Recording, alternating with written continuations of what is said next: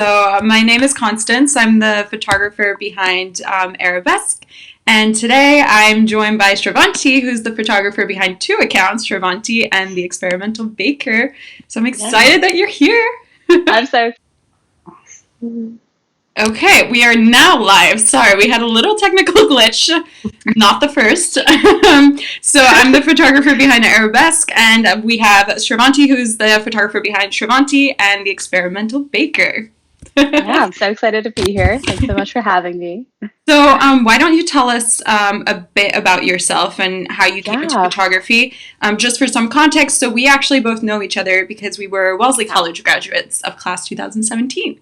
So, yeah, I'll let you introduce yourself. Totally. Yeah. My name is Sravanti. I am a photographer and software engineer. Photography is something I picked up maybe a little bit over a year ago at this point, and it's a funny story. I started baking, and I really loved baking. And I was like, I'm going to become a baker. I'm going to open up my own bakery, and I really loved that. But I was like, in order to kind of share my baking with the world, I need to take photos of my food, and they need to be compelling photos. And so, Right. like the photos I was taking with my iPhone were just like not good enough. Mm-hmm. And so I realized I didn't know anything about photography. And so I learned a lot about the fundamentals of photography and applied that to baking and food.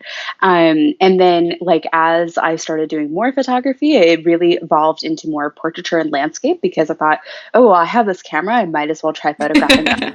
Yeah. Like, I might as well. And so, yeah, that's kind of how I evolved into doing more portraiture, which is actually now what the majority of what I do. It's what I love the most. And I still occasionally do food photography. And now that we're all quarantined at home, my craft lends itself much better to food photography than anything else. And yeah, I absolutely love it. I'm doing a little bit of restaurant photography as well. And so, yeah, it's still early in the journey for me, but I'm excited to continue on with it for the years to come. And so, what were some of the similarities that you saw in between the Yeah. three types of photography? Yeah, that's a really good question. I think for me, like food photography and portraiture are weirdly similar in that like a lot of times you're crafting a scene. So it's just the subject is food versus like the subject of a person. And it's interesting. Things that I learned from one, I apply to the other. So in Mm-hmm. food photography, like shapes are super important. It's like what is the shape of the thing that you're photographing and how do you complement that with other shapes? So if Yeah. you're taking a photo of a cake, that's obviously round. And how do you incorporate other round shapes to remind you of the main subject in the middle?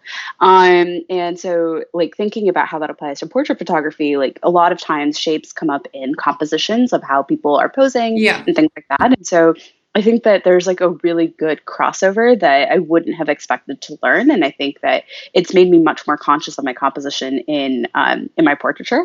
From like portraiture to food photography, I don't know that I've taken a lot in that direction, just because Yeah. like um, yeah, it just hasn't like applied as much, but yeah, it's something that I think that there's like a weird number of similarities between the two. Yeah, and I think also like you might not realize it that you brought some elements from portraiture to food I photography agree. because you're I think so part in of the weeds of it.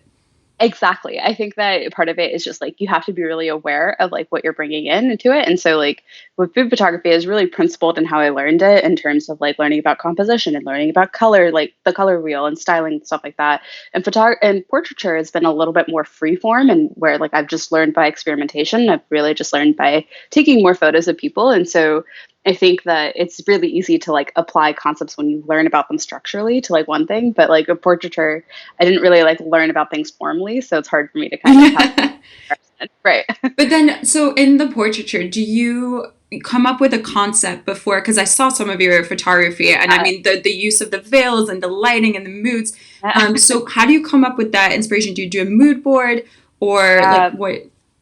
So it kind of depends. Honestly, like a lot of my projects are collaborations with the models that I'm working with. And so we both try to work together to come up with a concept that we're interested in. Mhm. The veils kind of came as like an impromptu thing. I had gone fabric shopping a few months ago and I found some like really cheap,